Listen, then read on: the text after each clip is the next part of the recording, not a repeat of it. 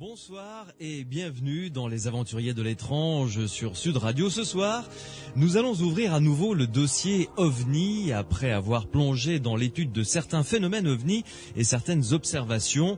Nous allons noter qu'il est impossible de faire l'économie de l'hypothèse extraterrestre. Même si cette hypothèse peut paraître osée, il faut noter que les scientifiques les plus imminents admettent que vu la grandeur de l'univers, il est impossible qu'une forme de vie ne puisse pas exister quelque part dans l'espace. Alors, à l'occasion de la publication d'un nouveau livre qui vient apporter une vision scientifique au dossier OVNI, j'ai le plaisir de recevoir ce soir un des meilleurs spécialistes français dans ce domaine. En plus, on se connaît depuis pas mal d'années. Jean-Jacques Velasco, bonsoir. Bonsoir Louis. C'est un vrai plaisir de vous retrouver sur l'antenne de Sud Radio, vraiment. Il est partagé. Je vous souhaite tous mes vœux pour l'année 2007, j'en profite, parce qu'il n'est pas encore trop tard. On va faire pareillement et puis en espérant que nos auditeurs aussi passeront une agréable année. Bien. Alors, vous êtes l'auteur d'un livre donc dont je viens de parler, qui vient d'être publié aux éditions de l'Archipel, co-auteur, c'est plus exact, puisque vous l'avez coécrit avec Nicolas Montigiani. Ce livre donc, publié aux éditions de l'Archipel, s'intitule « Troubles dans le ciel ». Vous avez dirigé au Centre national d'études spatiales deux organismes, le GEPAN et le CEPRA, selon vous, le dossier OVNI n'est pas assez pris au sérieux par la communauté humaine en général et la communauté scientifique française en particulier. Pourquoi? En quelques mots, puisqu'évidemment ça va alimenter notre débat pendant ces 2 prochaines heures, quelles en sont les principales raisons selon vous? Les principales raisons, c'est que essentiellement ce sujet passe dans l'opinion pour être un sujet futile, qui souvent donc est positionné comme étant quelque chose qui fait référence soit à l'imaginaire, soit à la science-fiction, et que les rares scientifiques qui se soient intéressés à ce sujet n'ont pas eu la possibilité de pouvoir mesurer très précisément l'ensemble des caractéristiques de ces événements, de ces phénomènes, principalement sur le plan physique. Ouais. Alors, durant 2 heures, nous allons explorer tout cet énorme boulot que vous avez concentré en quelques pages, donc dans ce livre, je rappelle le titre, Troubles dans le ciel, et vous allez nous rapporter votre démarche, votre avancement dans ce dossier, puisque ça fait quoi, 25, 26, 27 ans que vous penchez sur différentes observations, vous avez étudié, on en parlait tout à l'heure avant d'arriver dans le studio, plus de 6000 cas, c'est ça? Oui, en ce qui concerne tout au moins l'expertise des témoignages qui rentrent en jeu, puisque nécessairement la plupart des cas qui sont relatés sont au départ mentionnés par un facteur humain qui est celui de l'observateur qui va déclencher quelque chose. Donc à partir de ce moment-là, le rôle des gens qui vont devoir examiner ce qui a été observé, c'est de pouvoir recueillir ces témoignages et de pouvoir en extraire des informations qui permettent de porter une opinion sur ça. Mais d'une façon générale, c'est vrai que on a recensé, et notamment en France, par les brigades de gendarmerie, mais également au niveau de l'aviation civile ou militaire, énormément de témoignages depuis, disons, la fin de la Deuxième Guerre mondiale. Et ces informations ont été collectées pendant un très grand nombre d'années. Elles ont été traitées et continuent de l'être d'ailleurs de façon tout à fait systématique par le Centre national d'études spatiales qui avait créé le GEPAN en 1977, puis le CEPRA en 1993 pour continuer aujourd'hui avec un nouveau sigle qui s'appelle le GEPAN. Ouais. Mais voilà, donc en ce qui concerne la façon dont les données sont traitées en France. Vous restez avec nous, Jean-Jacques Velasco. Vous qui nous écoutez, si vous voulez poser des questions à mon invité, vous pouvez évidemment intervenir quand vous le désirez. 0826 300 300. Morad est au standard, il attend vos appels. 0826 300 300. Ou si vous voulez apporter une réaction, un commentaire, une question, vous avez la possibilité également de passer par le biais de votre portable, le SMS. Vous tapez Sud, vous laissez un espace, vous envoyez votre question, votre commentaire, votre réaction au 71 200. Sud Radio, samedi et dimanche, 22h minuit. Louis Bénédit, les aventuriers de l'étrange. En compagnie de Jean-Jacques Velasco, donc co-auteur avec Nicolas Montigiani de ce livre qui vient de paraître aux éditions de l'Archipel, qui s'intitule Le trouble dans le ciel. Jean-Jacques Velasco, j'aimerais que l'on revienne aux sources d'abord, avant de rentrer vraiment dans le vif du sujet et dans le contenu de ce livre passionnant. Comment avez-vous été amené à vous intéresser ou à travailler de très près sur ces cas d'observation atmosphérique ? Alors, il y a eu effectivement un premier stade qui était celui d'un regard, je dirais, circonspect, sceptique, quand j'ai entendu pour la première fois parler de ce sujet. Étant jeune ingénieur au CNES, je ne m'attendais pas du tout à ce qu'on puisse aborder ce sujet dans un cadre aussi technique et scientifique. Et puis, le fait que mon collègue Claude Poher avec Réel Gépan nous demande à un certain nombre de techniciens de participer à une équipe qui avait pour mission de commencer à travailler scientifiquement sur le sujet, donc m'a amené tout naturellement à collaborer avec ses collègues sur le sujet. Et puis j'ai été chargé de travailler sur les enquêtes.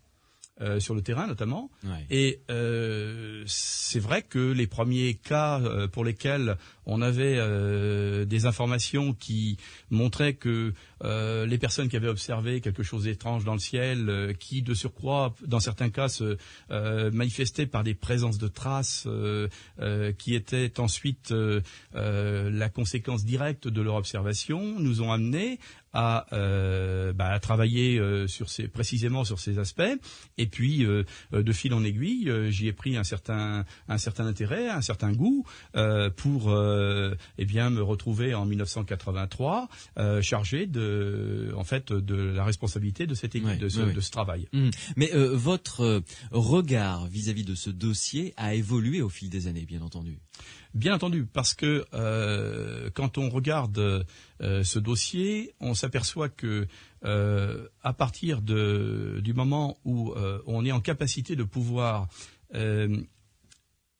avoir un certain moment la possibilité de dire il y a des événements qui sont inexpliqués malgré le fait que nous ayons totalement vérifier tous les éléments qui permettent d'associer ça à quelque chose de connu, oui. Que ce soit un élément artificiel ou un élément naturel, et qu'il reste dans quelques 20% des cas, prenons globalement les choses, des phénomènes qui échappent à notre connaissance. Quelque part, ça interpelle, et la curiosité veut que, on essaye de comprendre ce à quoi on a affaire. Bon, il s'avère que les événements qui ont été collectés en France, et je m'arrêterai là pour la partie française, parce que je crois que le dossier prend une dimension supplémentaire quand on le regarde à l'échelle planétaire. Évidemment, oui. On s'aperçoit qu'on retrouve de façon simultanée des résultats à peu près identiques, notamment aux États-Unis, où c'est dans ce pays que les premières observations importantes et intéressantes se sont déroulées après la Deuxième Guerre mondiale. Donc quand on regarde les choses, quand on compare les événements, on s'aperçoit qu'il y a une certaine similitude et qu'il reste ce résiduel dans lequel on peut puiser un certain nombre d'informations par rapport à des événements qui, pour l'instant, demeurent inexpliqués. Vous avez cité un pourcentage, 20% de cas qui pour lesquels on n'a absolument aucune explication. C'est valable aussi au niveau international à peu près sur tous les cas qui ont été investigués. Il y a un reliquat de cas qui sont vraiment intéressants à étudier. Alors tout au moins, c'est là où il faut faire très attention, c'est que et je l'explique dans ce livre, c'est qu'il faut quand même prendre des informations, des données qui soient issues d'organismes susceptibles d'avoir un certain crédit. Oui. On peut pas, par exemple, on peut pas, par exemple, considérer que des informations qui sont collectées au niveau journalistique, au niveau de certains clubs de passionnés, puissent rentrer dans cette catégorie. Donc la référence, c'est d'avoir à un moment donné les autorités d'un pays qui puissent dire voilà, on a collecté à tel moment des événements qui sont étranges, qui sont curieux et pour lesquels on a fait un certain travail. C'est ce qui s'est passé notamment aux États-Unis, c'est ce qui s'est passé en France, mais ce qui se passe aussi dans d'autres pays. Actuellement, le Chili a mis en place un organisme. Il y a d'autres pays l'Espagne par exemple, avait fait aussi ce genre de travail. Donc on arrive à partir des documents officiels aujourd'hui, à avoir un certain corpus d'informations susceptible de pouvoir recouper ces données. Ouais. Donc, d'après vous, il y a vraiment des cas qui posent question et qui questionnent au-delà de soi-même l'humanité tout entière. Alors, pour justement pouvoir aborder ce sujet avec un maximum de garanties. Ouais. Il faut bien considérer que on a souvent affaire, lorsqu'il s'agit de rapports d'observation, à des témoignages humains.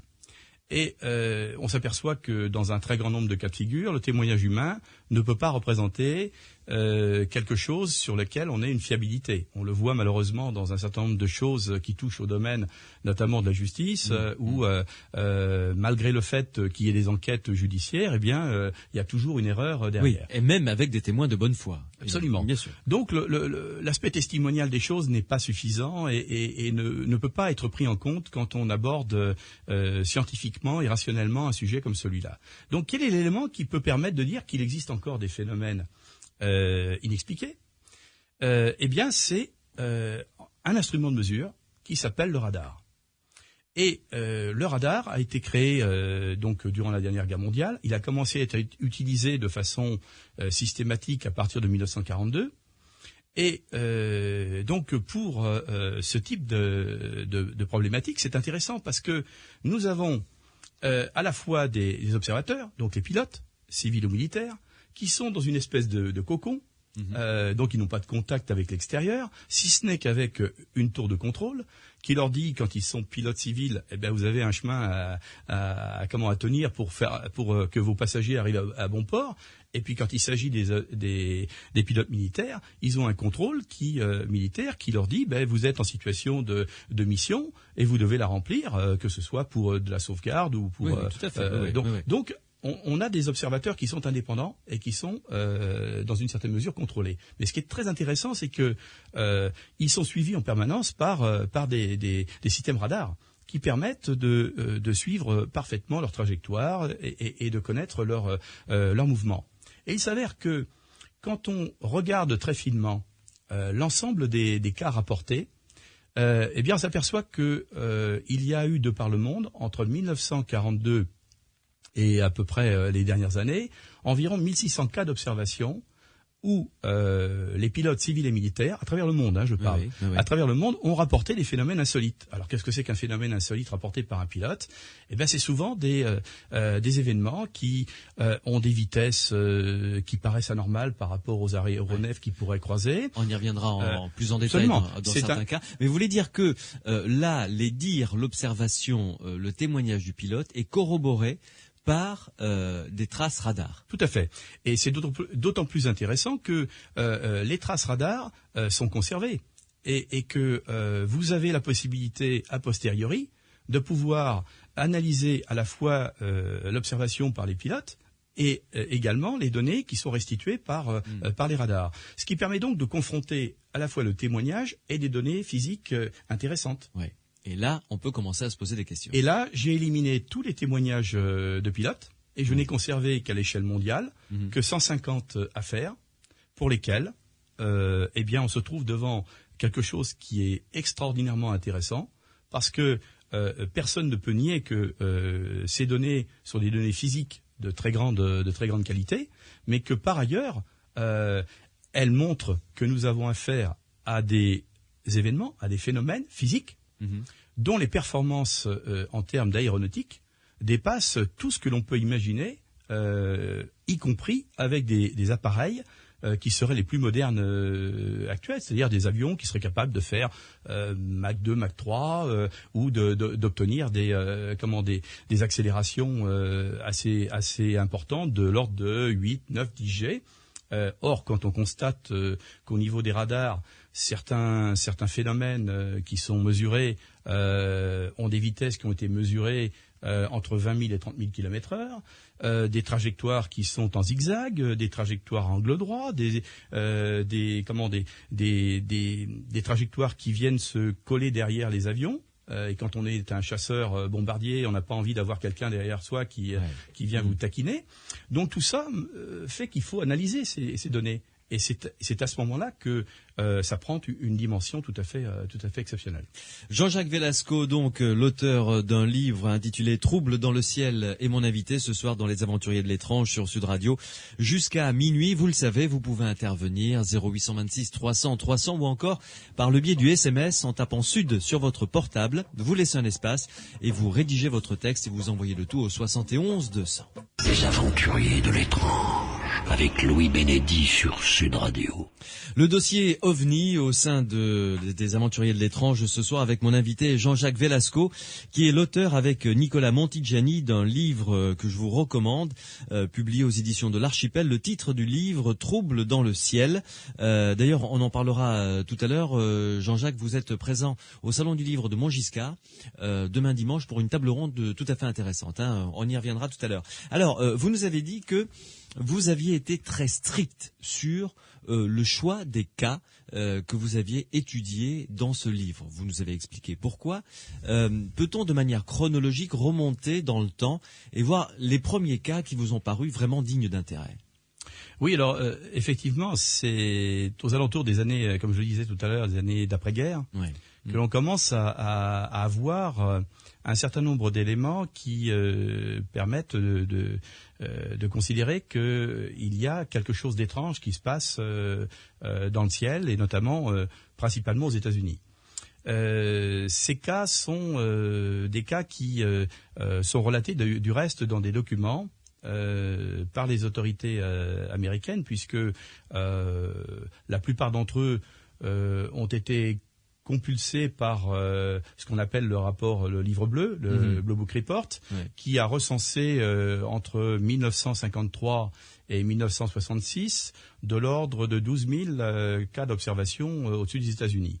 Mais j'ai fait le choix de ne considérer dans cette analyse que les cas aéronautiques.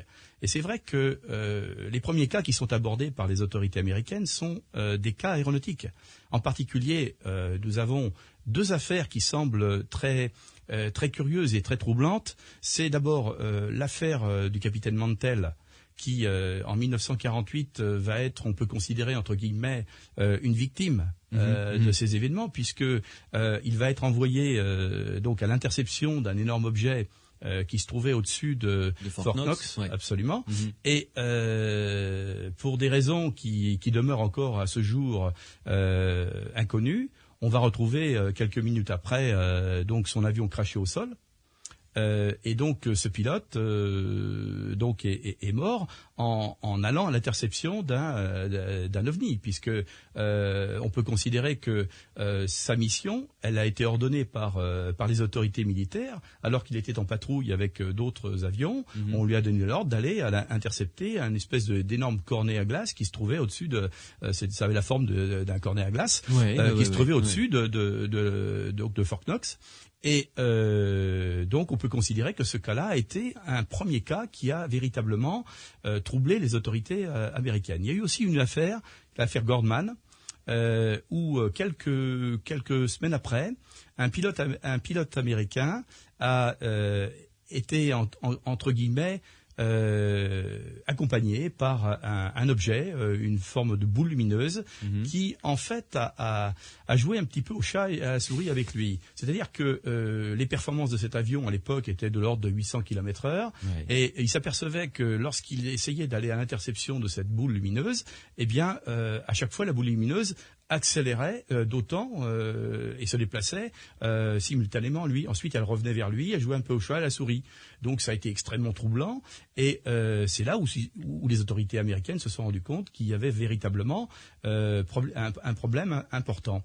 Et puis, surtout, ce qui a été, je crois, le grand révélateur de tout ça, c'est l'affaire de Washington en 1952, Alors, racontez-nous en détail cette affaire, parce que c'est vrai qu'elle est passionnante. Alors, elle est passionnante parce qu'elle a lieu dans un contexte où, en fait, on parlait beaucoup de ces fameux flying saucers, de ces fameuses soucoupes volantes, mais de là à imaginer qu'elle puisse venir sur la ville de Washington, la capitale des États-Unis, et en quelque sorte narguer la défense aérienne et la défense aérienne, tout court, oui. C'est quelque chose d'absolument stupéfiant. Alors, pour résumer les faits, en fait, il y a eu à quelques jours d'intervalle, il y a eu deux séquences de phases intéressantes où des avions civils observaient des lumières qui accompagnaient en fait leur trajectoire. À ce moment-là, bien évidemment, on envoie la chasse. Et simultanément, sur les écrans radars était observé le positionnement des avions. Et quand les avions arrivaient dans la zone d'interception, brutalement, ces formations de points lumineux disparaissaient. Qui étaient visibles sur le radar. Alors, je ne parle que de cas pour lesquels on a des éléments extrêmement intéressants au niveau des données physiques. Là, encore une fois, les avions de chasse avaient des performances qui étaient nettement supérieures aux avions civils, et par conséquent pouvaient être amenés à intercepter ces étranges formes lumineuses. Donc immédiatement, on s'agite dans le landerneau, je dirais, politico-militaire. Et il y a même les plus hauts responsables de la défense aérienne qui assistent en direct à ces étranges manifestations. Ça se calme et 2-3 jours après, le même scénario recommence. Et là, toujours impuissant, et on constate que chaque fois qu'il y avait la chasse qui était amenée à aller à l'interception, les lumières en question disparaissaient. Donc, le cas a été considéré, il y a eu une grande réunion au Pentagone, et on a considéré que c'était des inversions de température, ces fameux phénomènes atmosphériques qui font que quand il y a des strates de température différentes, il peut y avoir des réflexions, des sortes de mirages radar. Le seul problème, c'est que pour faire ce genre de phénomène, il faut qu'il y ait un écart de température extrêmement faible. Or, l'écart de température était très important et ça a été démontré notamment par des météorologues qui ont dit que ce jour-là, il n'y avait pas d'écart de température suffisamment faible pour générer des phénomènes de cette nature. Donc, le cas peut être considéré comme étant un cas inexpliqué encore à ce jour. Ouais. Et d'ailleurs, les États-Unis, dans ces périodes-là, ont pris extrêmement au sérieux ce genre de phénomène. Ah, tout à fait. Nous étions en pleine période où le rapport Blue Book commençait à vivre. Il y avait en particulier le capitaine responsable de cette cellule qui avait assisté aux éléments dont j'évoquais sur Washington, et il y avait énormément d'observations puisque sur la courbe des cas aéronautiques, on s'aperçoit que 1952 est l'année la plus importante en termes de données effectives au niveau cas visuel radar. Donc à partir de ce moment-là, on a des observations qui se répètent, qui se renouvellent et qui se répètent dans des zones extrêmement intéressantes. Oui. On a appris justement. C'est pas n'importe où, quoi. C'est pas n'importe où. Et on a appris quelques années plus tard, dans les années 74 en particulier, lorsque les autorités américaines ont décidé de déclassifier des documents. C'est-à-dire de les rendre publics. De déclassifier un certain nombre de documents classifiés, et bien que l'on pouvait, au travers d'un rapport qui avait été écrit en 1953, qui s'appelait un rapport sous le sigle SR14, mais en fait c'était une étude qui avait été menée par les autorités militaires de l'armée de l'air américaine sur justement tous ces événements. Et ça portait sur à peu près 3000 cas qui avaient été recensés entre 1947 et 1952, par conséquent sur une courte période. Et là, on s'aperçoit que il reste 19% de phénomènes de cas non expliqués, ce qui d'ailleurs correspond à peu près aux chiffres qu'on a aujourd'hui, grosso modo. Vous vous rendez compte, en l'espace de quelques années. Et puis, surtout, ce qui est très intéressant, c'est que la localisation de ces observations est souvent faite dans des endroits où il y a des installations stratégiques au niveau militaire. et pas n'importe quelles installations stratégiques. Oui, j'imagine les plus importantes aux États-Unis à ce moment-là, c'est-à-dire des installations ayant trait directement avec l'arme nucléaire, j'imagine. Alors, en grande partie, c'était effectivement des installations comme Oak Ridge, comme les endroits où on a fait la bombe atomique, c'est-à-dire Los Alamos, c'est-à-dire un certain nombre d'endroits où à la fois était fabriqué l'uranium ou l'uranium qui était donc nécessaire, ou plutonium qui était nécessaire donc à la fabrication de la bombe atomique, mais également des endroits où il y avait des sites où était stockée l'arme nucléaire, en particulier les sites où il y avait les missiles intercontinentaux. Ouais. Jean-Jacques Velasco, vous restez avec nous, une nouvelle pause et on se retrouve pour continuer avec vous à découvrir ce passionnant dossier OVNI que vous connaissez pour l'avoir pratiqué, ce dossier depuis presque 27 ans maintenant. À tout de suite. Sud Radio. Samedi et dimanche, 22h minuit. Louis Bénédy, les aventuriers de l'étrange. Avec mon invité Jean-Jacques Velasco ce soir sur Sud Radio pour réouvrir à nouveau le dossier OVNI à l'occasion de la publication de son livre Troubles dans le ciel aux éditions de l'Archipel, un livre coécrit avec Nicolas Montigiani.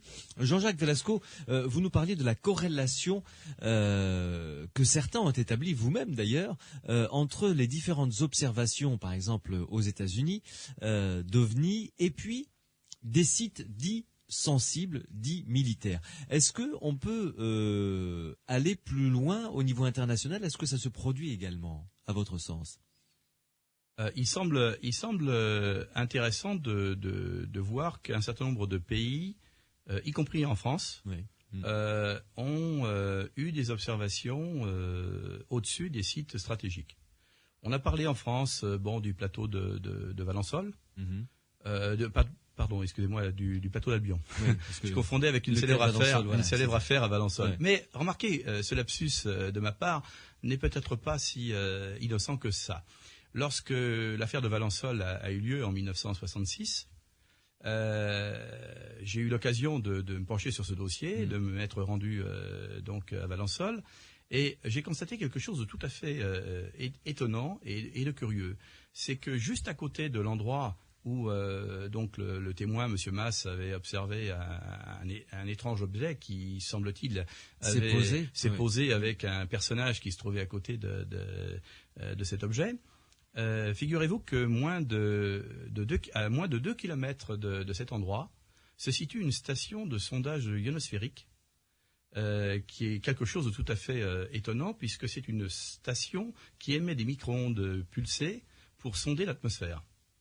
Et donc, c'est extrêmement curieux de voir que à cet endroit, en fait, il y avait émission dans le champ électromagnétique de micro-ondes, et on peut établir, je crois, de façon assez intéressante, une relation de cause à effet entre des émissions dans le champ électromagnétique par soit, c'est un peu la thèse que je défends dans ce livre, notamment des rayonnements électromagnétiques liés à la bombe nucléaire, mais peut-être aussi avec d'autres sites qui pourraient générer des signaux qui intéresseraient effectivement peut-être des événements qui voudraient se rendre compte de ce que c'est. Alors, vous êtes d'accord, on va étudier plusieurs cas que vous avez étudiés dans ce livre, mais vous êtes d'accord pour dire avec les scientifiques les plus éminents que ce serait quand même un comble que nous soyons les seuls êtres vivants dans l'espace. Ce serait même statistiquement complètement aberrant. Alors ça, c'est une question qu'effectivement beaucoup de scientifiques se posent, et notamment les astrophysiciens, mais même tout à chacun. Mais je n'en suis pas arrivé encore au stade où il pourrait y avoir une relation entre ce que sont les ovnis en termes de détection des objets physiques et une éventuelle intelligence extraterrestre, si tant est qu'on puisse savoir ce qu'est une intelligence extraterrestre. Mais je pense que dans le raisonnement que j'ai employé, j'ai cherché à comprendre toujours quand il y avait donc une cause, enfin quand il y avait un effet constaté, il y avait sans doute une cause. Et c'est la raison pour laquelle quand j'ai associé l'ensemble des manifestations avec les essais de la bombe atomique, j'ai trouvé qu'il y avait ce qu'on appelle une corrélation en termes scientifiques, mais une relation qui paraissait intéressante à étudier. Et ceci est d'autant plus intéressant que dès 1949, les plus grands savants et les militaires, les hauts responsables militaires américains avaient déjà évoqué cette chose-là. Ouais. Et c'est très net, notamment on a des gens comme Alvarez qui était prix Nobel, c'est quand même pas n'importe qui, un prix Nobel qui se prononce pour alors qu'on lui demande d'enquêter sur des manifestations, des espèces de boules vertes qui traversent le ciel du Nevada. Eh bien, le professeur Alvarez dit que ce ne sont pas des phénomènes naturels et que très probablement il y a une origine inconnue à ces manifestations. Intéressant, oui, oui. Et là, nous sommes en 1949. Or, quelques années plus tard, lorsque une commission de la CIA va se réunir, les membres de cette commission et principalement les scientifiques vont évoquer de façon tout à fait sereine l'hypothèse selon laquelle ça pourrait être des objets venus d'ailleurs, et notamment, à l'époque, on employait le terme interplanétaire et non pas extraterrestre. Ouais. Et ça, c'est revenu assez fréquemment dans les déclarations de ces militaires. Et donc, je me suis intéressé tout naturellement à cette relation. Et c'est vrai qu'on voit, au travers de cette association des présences d'objets au-dessus des sites stratégiques et de la bombe atomique, un certain nombre de choses qui sont tout à fait intéressantes à étudier, notamment un décalage de cette courbe. Il faut savoir que entre 1945 et 1963, il y a eu 543 explosions de bombes nucléaires et thermonucléaires dans l'atmosphère.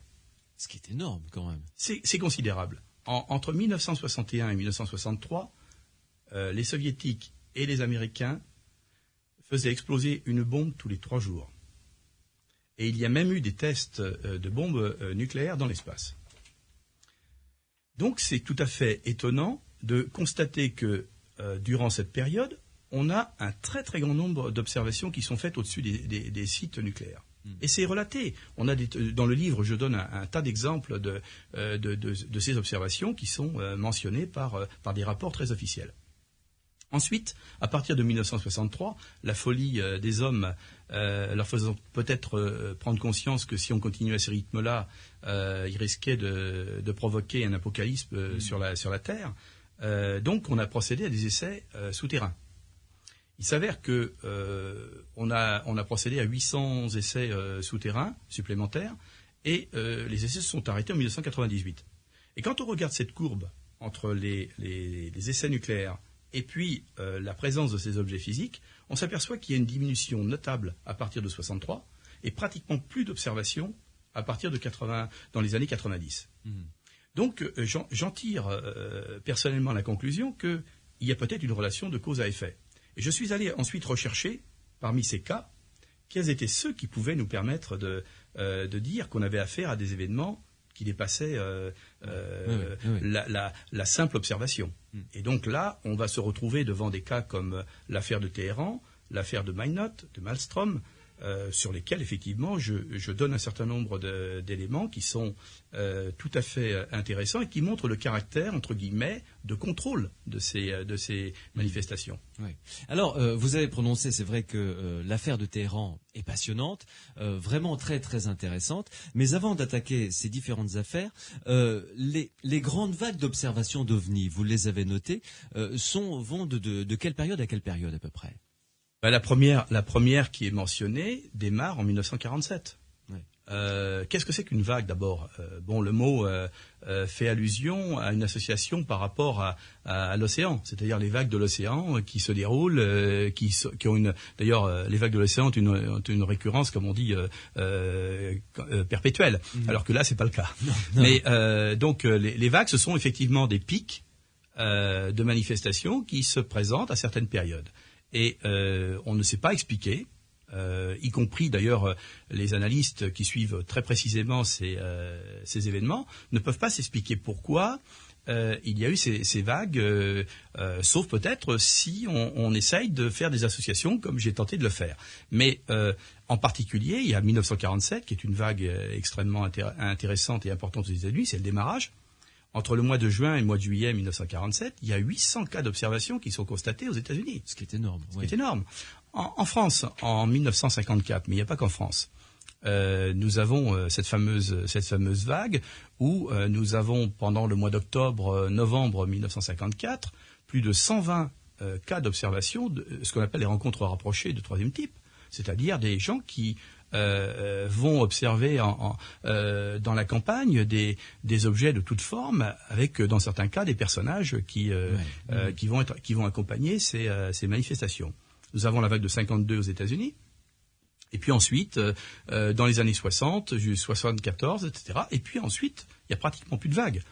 Il y a eu cette vague en Belgique en 1990, 91, sur lequel j'ai apporté un certain nombre d'analyses et de remarques, et pour lesquelles je ne pense pas qu'on puisse l'associer à ce type de phénomène de nature tout à fait étrange. Ouais. Donc la vague de 1990 me semble pas être une vague du même type.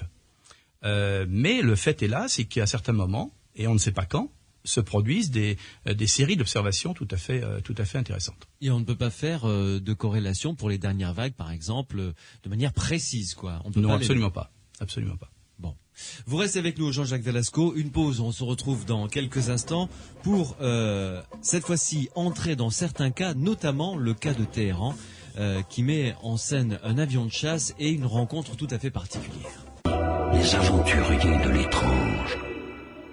Avec Jean-Jacques Velasco qui est mon invité ce soir pour ouvrir le dossier OVNI à l'occasion de la publication de son livre coécrit avec Nicolas Montigiani, Troubles dans le ciel aux éditions de l'Archipel. Beaucoup de SMS nous arrivent au 71 200. Je vous rappelle la procédure, vous tapez Sud, vous laissez un espace, vous rédigez votre question, votre commentaire et vous envoyez le tout au 71 200. On parlera de ce qu'a vécu le commandant Giraud puisqu'il y a un SMS qui vient d'arriver à ce sujet, Jean-Jacques Velasco, mais ça n'est pas, c'est un témoignage. Il n'y a pas de traces radar, on va dire, mais c'est un cas intéressant. Ensuite, deux, trois questions qui sont intéressantes, qui sont arrivées également par SMS. Alors, revenons sur des cas que vous avez vraiment étudiés de très très près, et j'aimerais que vous nous racontiez le cas de Téhéran. Oui, alors le cas de Téhéran est un des cas les plus exceptionnels qui a été porté à connaissance du grand public. D'ailleurs, de façon tout à fait intéressante, parce que c'est un cas qui ne s'est pas produit aux États-Unis, qui a donc échappé à cette espèce de loi du silence qu'il y a autour de cette question. C'est un cas qui a eu lieu en 1974. C'était une époque où les États-Unis étaient encore présents en Iran. Mmh. Et c'est un cas qui montre que nous n'avons pas affaire à un phénomène tout à fait ordinaire. Les faits sont assez surprenants, mais au départ, ils débarquent comme n'importe quelle affaire, à savoir que c'est un soir, et donc les habitants de Téhéran observent dans le ciel une espèce de grosse boule lumineuse qui est au-dessus de la ville. À ce moment-là, les autorités de l'aéroport, qui est en même temps un aéroport militaire, sont alertés, et donc le général Peruzzi, je crois, qui est commandant de la défense aérienne, décide à un moment donné d'envoyer un fantôme, un avion américain de chasse, pour aller voir de plus près ce qui se passait, ce qui est tout à fait normal. Bien sûr, c'est la procédure. C'est la procédure. Donc ce fantôme décolle. Et là, il décolle, mais il est suivi aussi par radar. C'est pour ça qu'aussi c'est intéressant, parce que c'est un cas qui s'insère tout à fait dans les cas que nous avons l'occasion d'exposer. Donc l'avion va essayer d'intercepter cette espèce d'énorme boule lumineuse qu'on estime dans un premier temps de dimension colossale, qui est beaucoup plus importante qu'un avion de transport. D'abord la forme, c'est difficile à évaluer, mais est-ce une boule, les contours sont pas très nets, et puis elle émet des feux multicolores. Bon, donc ce qui est assez peu courant pour un avion qui pourrait se déplacer dans le ciel. En plus, c'est stationnaire, donc c'est assez surprenant. Donc l'avion tente de se rapprocher. Quand on dit se rapprocher, en termes aéronautiques, c'est quand même plusieurs dizaines de kilomètres. Hein, ça, c'est jamais très très proche. Donc l'avion tente de se rapprocher, mais il s'aperçoit là encore une fois que quand il se rapproche, l'objet s'éloigne d'autant. Donc ce jeu l'objet maintient une distance entre lui et cet avion de chasse. Mais il va se passer quelque chose d'absolument ahurissant, c'est que cet objet à un moment donné va brutalement changer d'attitude et va venir se rapprocher de l'avion de telle sorte qu'il va mettre le pilote dans une situation extrêmement délicate. Puisque le pilote n'a d'autre possibilité que de faire une manœuvre d'évitement pour éviter la collision avec l'objet. Donc il est tellement surpris qu'il est obligé de revenir à sa base de départ. Là, les autorités militaires donc décident d'envoyer un second avion qui non seulement va avoir pour mission d'intercepter l'intrus, mais en plus de l'éliminer, c'est-à-dire d'engager en fait une action de répression contre. Ah oui, carrément, c'est carrément. Oui, d'accord. Donc l'avion va de nouveau s'approcher de l'objet en question. Toujours sur les radars, on constate que le même jeu, c'est-à-dire que l'avion, quand il se déplace, quand il met sa pleine puissance, eh bien l'objet se déplace d'autant. Donc l'incapacité pour l'avion d'aller à l'interception. Et là, il va se produire sensiblement le même scénario, mais avec une autre variante. C'est que de l'objet principal va se détacher un objet qui va descendre vers le sol. Donc c'est une première chose absolument incongrue. Donc tout le monde va constater qu'il y a un objet qui se détache et qui descend vers le sol. Mais ce qui est d'autant plus surprenant, c'est que l'objet principal va se rapprocher de nouveau de l'avion. Et là, le pilote va commencer à armer son radar de tir et son missile. Et il va se passer quelque chose de tout à fait stupéfiant, c'est qu'il est dans l'incapacité de pouvoir armer son système. Et il va même perdre la vision nocturne, c'est-à-dire la vision qu'il avait dans son cockpit au niveau aéronautique. Et il est tellement surpris de perdre tous ses moyens que là, il est obligé effectivement de nouveau de quitter sa mission. Ouais. Et donc, il va atterrir et il va se retrouver dans une situation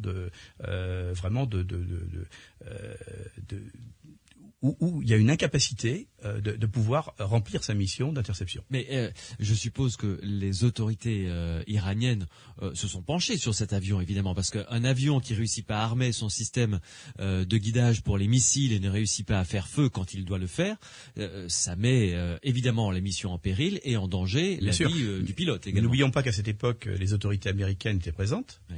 Et que le cas a été bien évidemment pris en compte et étudié, disséqué par les autorités militaires américaines. Ce cas est porté à notre connaissance. Pourquoi ? Parce que ce n'est pas en fait les services de renseignement traditionnels des États-Unis qui l'avaient sous le coude, mais c'était la DIA, c'est-à-dire une agence d'information extérieure, genre CIA un peu plus musclée, et donc qui avait ce document. Et comme en 1974 commençait à être déclassifié un certain nombre de documents, il s'est avéré que des gens qui aux États-Unis voulaient obtenir des informations sur ces affaires ont eu entre les mains le dossier. Et donc là, ils ont commencé à faire une investigation. Le Shah a été renversé ensuite, en Iran, et un certain nombre de gens qui étaient très proches du Shah et des États-Unis ont émigré aux États-Unis, et notamment le général Peruzzi et les pilotes. Et c'est avéré que l'enquête qui a été menée par la suite a permis de retrouver à la fois les pilotes et le général Peruzzi. Et tous ont confirmé le déroulement des événements.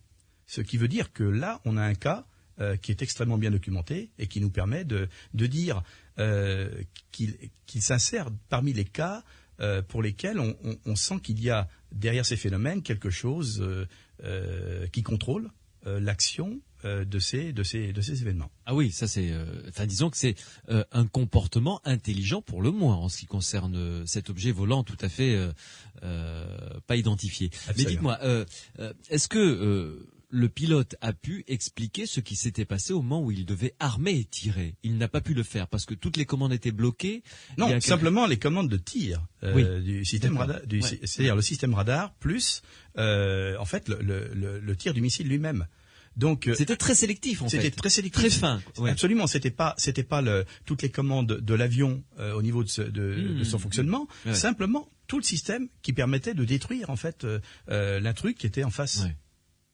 C'est très subtil et très intelligent. C'est pour le moins troublant. Mais ça laisse sans doute autant pour les affaires qui se sont déroulées au-dessus des missiles et des silos de missiles qui défendent le territoire nord-américain, notamment à Malmström et à Minot. Alors justement, ce sont les 3 cas que vous avez cités, Téhéran, Malmström et Minot. Alors Malmström, par exemple, racontez-nous ce cas qui me semble tout à fait très intéressant. Oui. Alors Malmström, c'est donc une base stratégique de missiles Minuteman américains, donc une base où il y a la bombe atomique. Mm-hmm. Et donc en 1977, s'est déroulé un événement qui a laissé pantois en fait les autorités qui étaient chargées de la sécurité de l'espace et du territoire américain, puisque si jamais il y a une alerte quelconque au niveau de la défense, ce sont ces missiles qui vont être envoyés pour porter la bombe atomique là où représente un danger pour les États-Unis. Ouais. Donc ça veut dire qu'il y a des systèmes de sécurité extrêmement renforcés autour de ces bases. J'imagine, c'est hautement stratégique. Oui, c'est hautement stratégique. Ces bases sont pas comme on l'imagine celles que nous avons en France, puisqu'elles s'étendent sur plusieurs dizaines, voire centaines de kilomètres carrés. C'est vraiment des silos de missiles qui sont disséminés dans la campagne et qui sont éloignés les uns les autres de plusieurs dizaines de kilomètres. D'accord. Donc Malmström, à un moment donné, une patrouille qui se trouve à l'extérieur d'un silo voit apparaître un énorme objet lumineux qui est stationnaire au-dessus d'eux.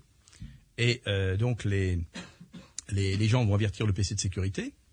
Et à l'intérieur du silo où se trouve le PC de sécurité, où se trouvent donc des soldats qui ont pour mission de contrôler en fait le fonctionnement du silo, eh bien ces gens-là vont se trouver dans une situation tout à fait étrange, puisque alertés par les gens qui sont à l'extérieur et qui vont être stupéfaits de voir cet objet lumineux qui parcourt et qui reste stationnaire pratiquement au-dessus de la base, eh bien la personne qui est dans le silo va voir tous les voyants de sécurité de son poste de commandement qui vont être complètement affolés, des voyants rouges qui s'allument partout, donc ça voulait dire que pour lui le système ne fonctionnait plus et la sécurité n'était plus assurée. Et donc après la lumière va s'éloigner. Il y a même un soldat qui prétend avoir été brûlé par la présence de cette lumière. Et puis donc la lumière va disparaître. Donc voilà ce cas qui a... ça a duré combien de temps cette observation, enfin en tout et pour tout à peu près? Elle a duré à peu près une quinzaine de minutes. Ce qui est long quand même. Ce qui est considérable. Et donc ensuite, bien, il a fallu réinitialiser complètement le système de fonctionnement des missiles, ce qui a donc été quelque chose d'extrêmement perturbant pour à la fois les gens qui étaient chargés de la sécurité, mais aussi et grave, et parce que là, c'est pas des missiles n'importe quoi, c'est des missiles à tête nucléaire quand même. Donc c'est un événement qui a eu lieu en 67. Parallèlement à ça, il y avait le fameux rapport Condon qui était en cours de préparation, pour lequel les conclusions de ce rapport Condon, c'est de dire qu'il se passe rien aux États-Unis concernant cette question, quoi. Quand on lit les conclusions de ce rapport, il n'y a aucun événement qui ne justifie l'étude et la prise en compte sérieuse de ces phénomènes. Et pendant ce temps-là, on a des missiles qui jouent à cache-cache, qui ont des difficultés pour fonctionner. Ouais. Et donc en 1968, l'affaire de Minot, qui pour moi représente sans aucun doute le cas qui montre et qui prouve que nous avons affaire à des phénomènes qui ont un comportement réfléchi. Vous restez avec nous, Jean-Jacques Velasco, et vous allez nous raconter ce cas dans quelques instants. Sud Radio, samedi et dimanche, 22h minuit, Louis Bénédy, les aventuriers de l'étrange. Avec mon invité Jean-Jacques Velasco, qui vient de publier aux éditions L'Archipel, donc avec Nicolas Montigiani, un livre tout à fait passionnant sur ce dossier OVNI avec une approche très scientifique et rigoureuse. Ce livre s'intitule Trouble dans le ciel. Jean-Jacques Velasco, vous nous avez laissé un petit peu en suspens tout à l'heure en nous parlant du cas de Minot. Alors, l'année, la situation géographique Et qu'est-ce qu'il s'est passé? Minot, comme Maelstrom, c'est une base stratégique qui sert à défendre le territoire nord-américain et canadien du point de vue nucléaire. Donc cette base est située dans le Nord Dakota, je crois, et donc elle comporte un certain nombre de silos avec des missiles Minuteman. Donc nous sommes en 1968, au mois d'octobre précisément. Et là, un petit peu comme à Maelstrom, les autorités de contrôle aérien constatent qu'un énorme objet toujours lumineux, ça se passe la nuit en général, commence à survoler les missiles, les silos. Donc on cherche quel est le moyen de pouvoir, je ne dis pas neutraliser, mais tout au moins contrôler la situation. Et donc, on fait appel à ce qu'on a de disponible sous la main. C'est-à-dire qu'il y a des avions militaires qui sont dans le secteur et on envoie un B-52 qui est en patrouille pour surveiller les lieux. Et donc, le B-52 donc s'approche de la zone et va commencer effectivement à observer la présence de cette forme lumineuse qui semble assez conséquente, de l'ordre de 300 à 400 mètres de diamètre, c'est pas rien. Ouais. et donc le B-52 va avoir pour mission de tourner à distance raisonnable autour de l'objet. Ce manège va durer 20 minutes. Il n'y a aucune intervention de la part du B-52. À l'intérieur de ce B-52, il y a 14 membres d'équipage qui sont des gens aguerris, pilotes, copilotes, mécaniciens, plus les gens qui sont au radar, donc tout ce beau monde a pour mission de surveiller de façon tout à fait officielle la présence de cet objet. Mais on ne fait absolument rien. On ne bouge pas. On ne bouge pas. Et puis brutalement, au bout de 20 minutes, l'objet va décoller, partir dans le ciel à la verticale, passer près de l'avion. Et à ce moment-là, l'équipage va voir disparaître dans le ciel cette forme lumineuse. Et toutes les conversations, enfin toutes les communications en UHF, c'est-à-dire la radio, vont être interrompues durant le passage de cet objet. Donc quand l'objet part, les autorités les autorités de contrôle, radar en particulier, disent au B-52 de regagner sa base, ce qu'il va faire sans aucun problème. Mais l'affaire va pas s'arrêter là. C'est-à-dire que au sol, il y a quelque chose d'anormal qui est signalé sur l'un des silos. Et précisément à l'endroit, à la verticale de laquelle se trouvait l'engin, le phénomène, l'événement. Ouais. Et donc là, on va constater que à ce moment-là, le silo, qui en fait est un énorme tube, au-dessus duquel il y a une trappe, un couvercle qui pèse 30 tonnes. C'est quand même une masse assez conséquente. Est soulevé un petit peu comme une boîte de sardines serait ouverte. Et donc les voyants là aussi au poste de contrôle sont en alerte. Ça veut dire que le système a été déclenché d'ouverture du silo sans qu'il n'y ait absolument aucun ordre qui n'ait été donné par les autorités qui le contrôlaient. Et donc à partir de ce moment-là, il est bien évident que ça pose un problème de sécurité encore pour les autorités. Alors comment ce cas a été porté à notre connaissance? Et comment on dispose aujourd'hui d'informations qui nous permettent de dire qu'il est exceptionnel? Parce que quand même, politiquement et au niveau de la défense, c'est gravissime ce qui s'est passé. Mais ce qui est intéressant, c'est que ce cas a été recensé dans le rapport Blue Book, c'est-à-dire ce fameux recensement des cas américains. Oui. Il était recensé sous 2 ou 3 lignes. Et il y avait le nom du pilote, tout simplement, qui avait été donné. Lors de la déclassification des documents, les gens qui disposaient de ces documents ont tout simplement pris contact avec le pilote. Bien sûr. Et puis il leur a expliqué qu'il était avec d'autres personnes. Et comme ça, on a pu reconstituer de fil en aiguille l'ensemble des opérations. Les 14 membres d'équipage ont tous témoigné. Ce sont aujourd'hui des messieurs relativement âgés. J'imagine. Mais on a récupéré tous ces témoignages. Et comme on a pu d'ailleurs récupérer toutes les données radar, l'ensemble du dossier, j'ai pu bénéficier de ce travail qui a été, et je tiens à le souligner quand même, fait par un groupe d'historiens américains qui se penchent sur ce dossier depuis des années et qui, dans un groupe d'études, ont réussi à récolter l'ensemble de tous les éléments de ce dossier. Et ce dossier fait à peu près 250 pages. Avec une description quasi détaillée par l'ensemble des membres de l'équipage, mais aussi des gens qui étaient au sol, de ce qui s'est passé réellement sur Minot. Alors c'est vrai que ce cas pose la question de l'intelligence qu'il pourrait y avoir derrière ce type de phénomène. Parce que autant à Téhéran, les autorités n'étaient pas censées savoir quelle réaction ils auraient pu avoir par rapport à un phénomène. Oui. Autant aux États-Unis, on savait dès 1948, souvenez-vous de la fameuse affaire Mantel, on savait qu'il y avait des risques d'aller à l'interception de ce genre d'événement.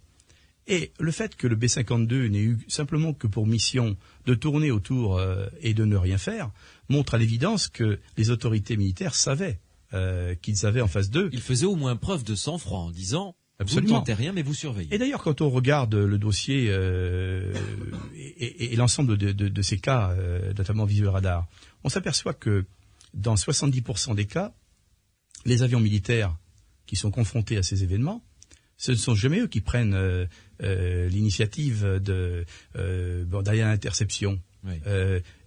Le phénomène semble venir vers l'avion militaire parce qu'il le veut bien. Parce qu'il le veut bien et qu'il engage une sorte de confrontation en montrant toujours qu'il y a une espèce d'avance, d'anticipation par rapport à l'attitude qu'aura l'avion militaire. C'est tout à fait surprenant et on le constate dans pratiquement tous les cas de figure. Oui.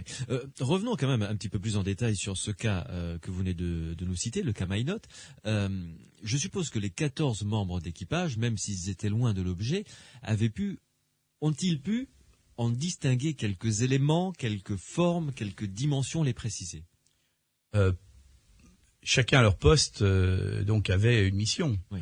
Que ce soit le pilote, que ce soit le copilote, le mécanicien, etc. Donc il y en avait qui avaient une visibilité externe. Donc ils étaient dans leur cockpit et ils voyaient cet énorme objet lumineux auquel on leur demandait simplement de tourner autour. Et puis il y avait les gens qui étaient à l'intérieur et qui avaient des radars et qui contrôlaient en fait la position de l'objet. Donc on voit très bien sur les écrans de radar cette énorme tache lumineuse qui se trouve au centre de l'écran et qui ne bouge pas. Donc chacun a simplement expliqué le rôle qu'il avait joué dans cette affaire. Mais ce qui est très intéressant, c'est que ces vieux messieurs qui ont été interviewés près de 30 ans après cette affaire ont tous dit la même chose. Et de façon complètement indépendante et séparée. C'est ça qui fait la force de ce cas.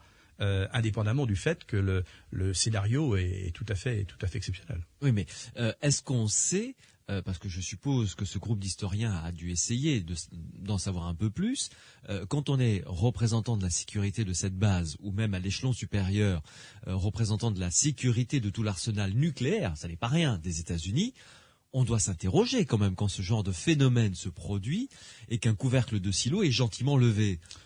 Non mais ça... Ça pose question, évidemment. Ça pose question, mais ça pose question quand on va dans le détail de ces affaires. Oui, mais là, il s'agit pas d'un cambriolage mais dans le rapport Blue Book, Blue Book, il y a 2 lignes. Simplement qu'un avion a été envoyé au-dessus d'un événement. On précise pas les choses. Oui. C'est l'enquête qui va préciser qu'effectivement, on est confronté à ce scénario que je vous ai décrit. Mais la plupart du temps, ces cas-là sont des cas extrêmement ténus au niveau de l'information qui parvient dans le cadre officiel. Oui, ce sont des privés qui ont glané l'information. Absolument. Mais ma question c'était, est-ce qu'on sait ce qu'a fait le gouvernement américain pour en savoir un peu plus? Ah non, ça on ne le saura jamais. Oui, c'est ça. Non, parce que le problème n'existe pas. Il faut bien se rendre compte que depuis le résultat de la commission Condon en 1969, les conclusions de ce rapport étaient les suivantes. Il n'y a pas de raison que la sécurité des États-Unis soit menacée par ce que les gens disent observer. Et deuxièmement, s'il y a des scientifiques ou des gens qui s'intéressent au sujet, bien qu'ils le fassent à titre privé. Pour le gouvernement américain, depuis 1969, je dirais, circuler, il n'y a plus rien à voir. C'est un déni total, donc. Ah, mais absolument. Sauf que, de temps en temps, on peut pas nier quand même que l'enquête qu'a menée pour le Sénat américain Marcia Smith, sur laquelle d'ailleurs je m'appuie en 1978, a montré que nous avions un rapport qui avait été fait par les autorités américaines et qui était tout à fait intéressant parce que il est relativement objectif. Et tout ce que j'ai écrit dans ce livre sur l'attitude des autorités, etc., sur un certain nombre d'affaires, l'affaire Mantel, Gordman, etc., est contenu dans ce rapport de Marcia Smith. Et il ne nie pas d'ailleurs que l'hypothèse extraterrestre a été considérée dans les années 50. Mais vous relatez également en France quelques rares cas qui vous semblent intéressants. Lesquels, par exemple? Eh bien, si je reste dans le domaine des cas radars visuels, c'est incontestablement l'affaire de 1994 où le commandant Duboc et son équipage ont observé au-dessus de la région parisienne, en janvier 1994, un énorme objet qui, en fait, a été observé visuellement pendant pratiquement 2 minutes, qui était simultanément enregistré par les radars militaires. Ouais. Et qui a disparu au bout de 52 secondes au niveau du signal du radar. Oui. Mais c'était suffisant en soi pour conforter tout le travail qui avait été fait précédemment de collecte d'informations sur ces cas aéronautiques en France. Oui. Quand vous dites de taille respectable, donnez-nous un ordre de dimension parce que ça va en surprendre plus d'un. Donc c'était au-dessus de la région parisienne. Absolument, c'était en fait l'avion était au-dessus de la balise de Coulommiers et donc l'objet a été observé à peu près à la verticale de Paris.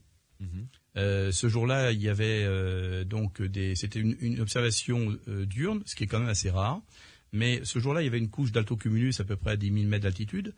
Qui faisait que le pilote avait un contraste assez exceptionnel puisque les altocumulus sont des nuages très compacts blancs et que donc l'avion circulait à 12 000 mètres d'altitude. Or, à peu près à 25 000 nautiques, c'est-à-dire à 40 km, le steward observe le phénomène, signale au commandant de bord et à son copilote. Il y a quelque chose. Est-ce que vous voyez, quoi, oui. Et donc ils observent dans un premier temps ce qu'ils pensent être un avion, mais pas n'importe quel avion, parce que quand ils vont faire la première estimation, ils vont estimer que c'est à peu près 1 kilomètre de dimension, 1000 mètres de dimension. Bon, il s'avère qu'ensuite, avec l'enquête qui sera menée plus précisément quelques années plus tard, on ramènera cette dimension de l'ordre de 250 à 300 mètres. Oh. Non, mais c'est bagatelle. Peut-être une bagatelle. Mais pourquoi je dis ça? Parce que un pilote peut estimer une distance. C'est vrai qu'il n'a pas de cadre de référence, mais là, en l'occurrence, l'objet était au-dessus des nuages. Ouais. Et donc, un chasseur, par exemple, de type Mirage, c'est de la dimension quand vous tendez le bras, d'une pointe de stylo. D'accord. Oui, ce qui est vraiment donc c'était vraiment très petit. Là, au départ, il pensait que c'était un pouce.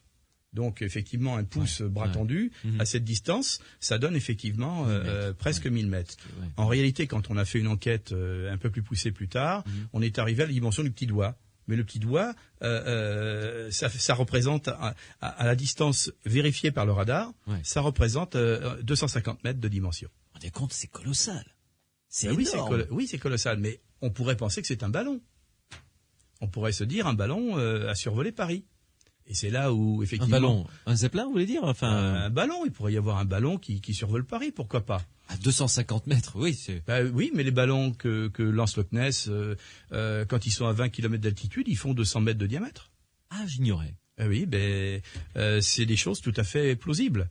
Et donc j'ai même eu dans le passé un Mirage de la base de Mont-de-Marsan qui était à l'interception d'un ballon du CNES. Bon, mais ça, on leur a appris plus tard que effectivement on pouvait intercepter, on pouvait faire une confusion entre un ballon et puis un ovni. Bon, mais ceci étant, c'était notre rôle de leur dire qu'il y avait un ballon.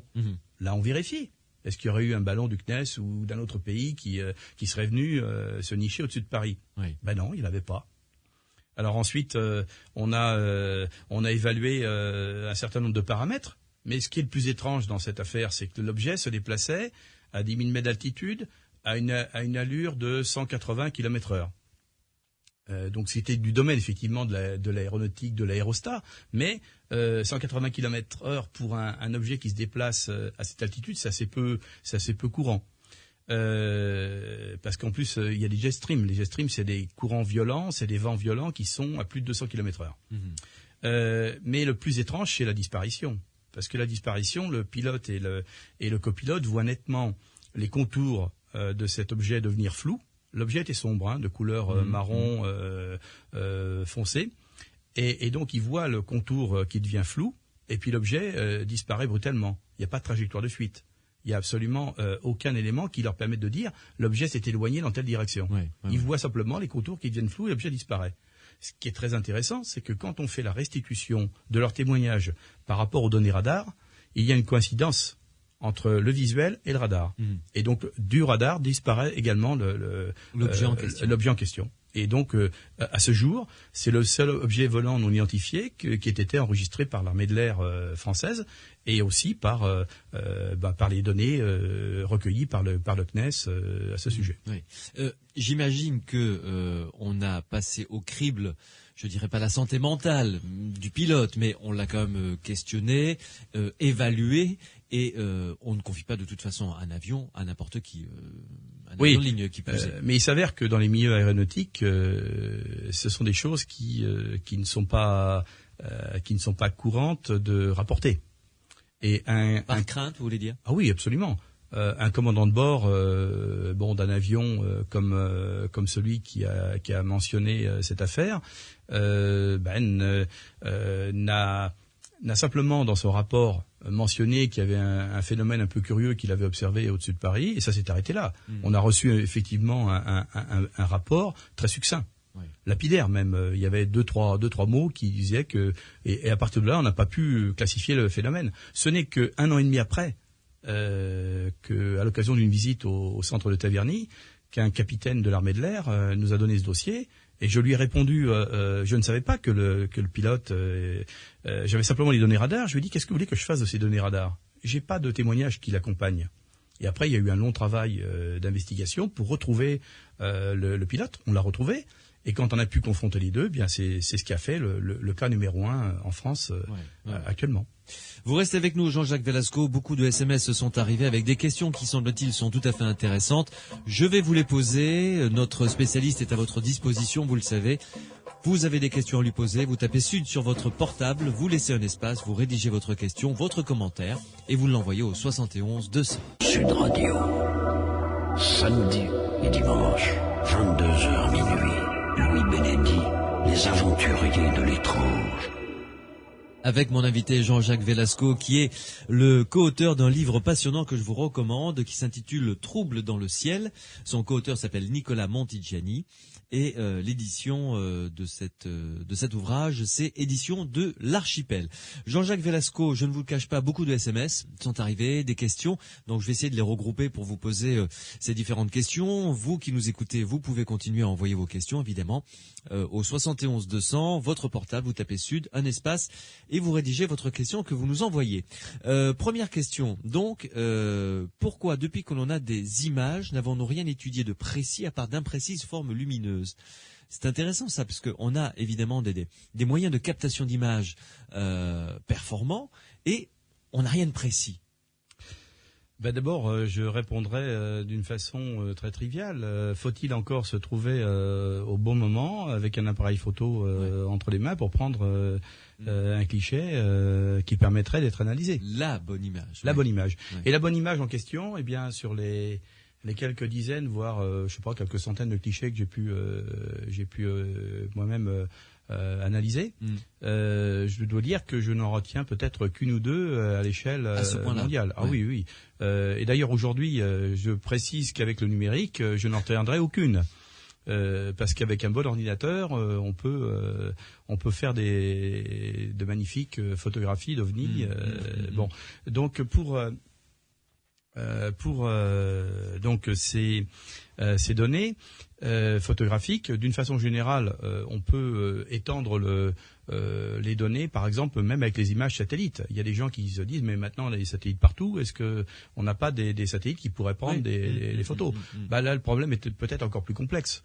Parce que le satellite, c'est un petit point qui se déplace donc au-dessus de la Terre, et il faudrait qu'il y ait véritablement un hasard extraordinaire pour qu'on puisse sur un cliché obtenir des images qui permettent de vérifier en fait la présence d'objets entre la Terre et l'espace. D'autant que on n'a pas des satellites d'observation en permanence, tout au moins en France, qui permettrait de pouvoir capter efficacement, de bien couvrir le territoire. Voilà. Quoi. Bon, donc c'est très difficile. Puis en plus, on est dans un cas de figure où on analyse, c'est vrai, des données physiques, mais encore faut-il qu'elles soient associées à des observateurs qui attestent d'un certain nombre de choses. Parce que là, on a parlé images statiques. Oui. Alors, pour en revenir sur les photos, j'ai quand même quelque chose d'intéressant qui est rapporté dans le livre. Vous pensez bien que dans les années 50, les autorités de l'armée de l'air américaine ont demandé à leurs pilotes d'essayer de prendre des photos. Et on a développé, et ça c'est dans la page 157 du livre, je précise, on a développé sur ordre des autorités américaines de l'armée de l'air un système de caméras qui était embarqué à la place des mitrailleuses. Et en 1953, très précisément, a été publié dans le journal True une photographie d'un objet qui a été photographié justement par un pilote de chasse et qui cette photographie attestait en fait de la présence de l'objet, parce que non seulement le radar suivait l'évolution de l'avion, mais en plus on a donc avait capté l'objet sur l'objet de cette façon. Ce qui est quand même assez intéressant, parce que à ce niveau-là, c'est vrai que les pilotes étaient en situation de pouvoir prendre des photographies. Et quand on regarde sur le nombre de cas, c'est une des rares photos qui mérite attention. Mais qu'est-ce que donne cette photo? Elle donne simplement la présence d'une boule. Bon, donc si, d'une façon plus générale, on rapporte ça au niveau des appareils photographiques terrestres, on s'aperçoit que la photo, c'est un des éléments qui permettrait de confirmer qu'il y a une observation qui est faite, mais pas forcément d'apporter une preuve formelle sur la présence de ces objets.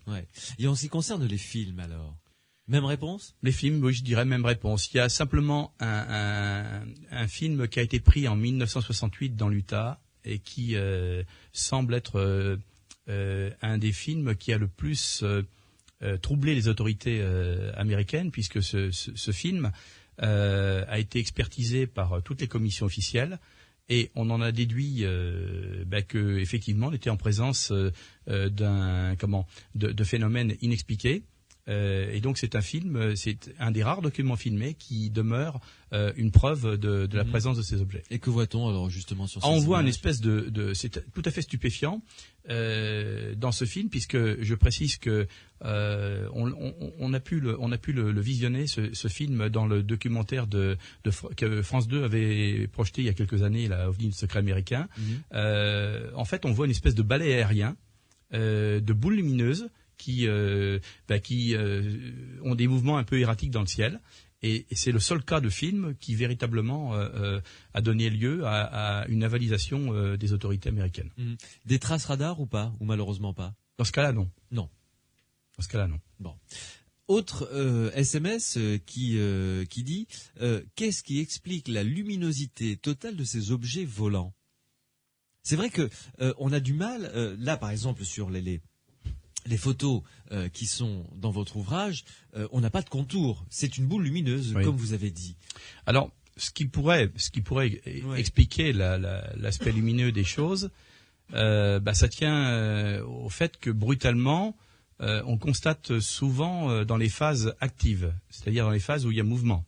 Il peut y avoir une brutale accélération de l'événement, et on voit à ce moment-là une très forte lueur qui masque les contours de l'objet. On pourrait expliquer ça un petit peu comme ce qu'on appelle une ionisation de l'air, c'est-à-dire une excitation des électrons de l'air générée par un champ électromagnétique intense. Et on peut très bien associer ça, par exemple, à un phénomène que tout le monde connaît bien, c'est celui des néons. En gros, c'est au moment où l'air est ionisé à son maximum qu'on a cette espèce de lueur diffuse, mais très puissante, qui se prononce. Alors, pour prolonger cette question, est-ce que on peut établir une sorte de profil type, je dirais, de l'objet volant non identifié? Profil type d'un objet volant non identifié, c'est un peu paradoxal, mais est-ce qu'il y a un catalogue comme ça de formes plus que d'autres, oblongues, triangulaires, soucoupes, vous voyez, boules, enfin c'est...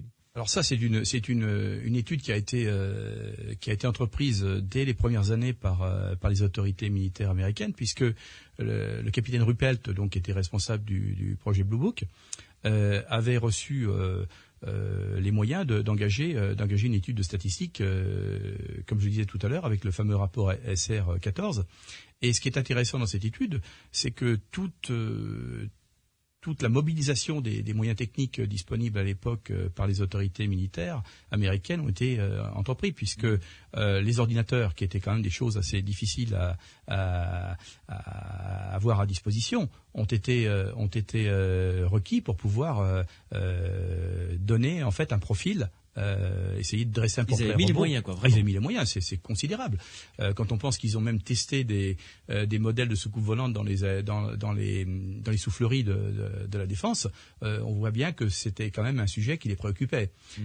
Et donc, on a parmi cette étude statistique des éléments qui montrent que les formes sont très variables. Mais la forme qui revenait la plus souvent, c'était forme discoïdale, forme oblongue, très rarement des formes de type parallélépipédique, carré, etc. C'est généralement des boules dans 30% des cas et des formes oblongues. Ouais.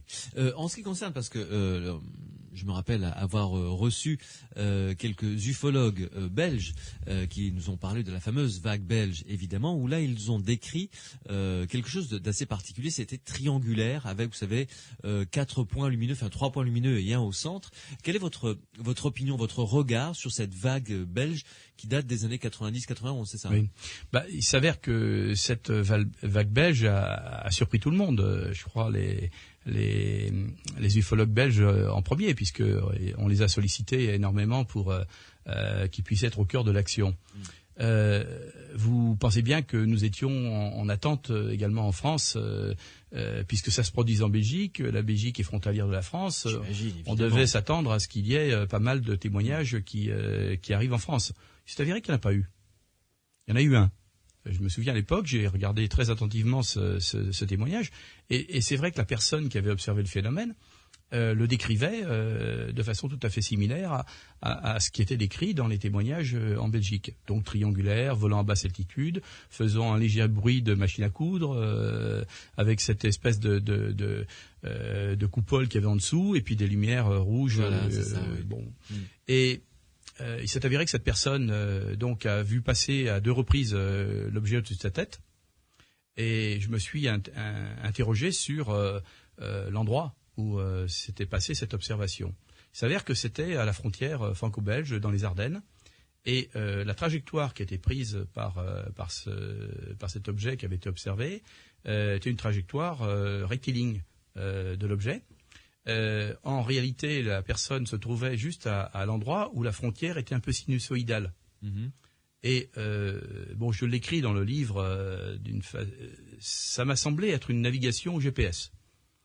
C'est-à-dire que l'objet qui était au-dessus de la tête de ce monsieur était probablement un objet qui s'insérait parfaitement dans les critères de la navigation aéronautique, notamment des plus légers que l'air.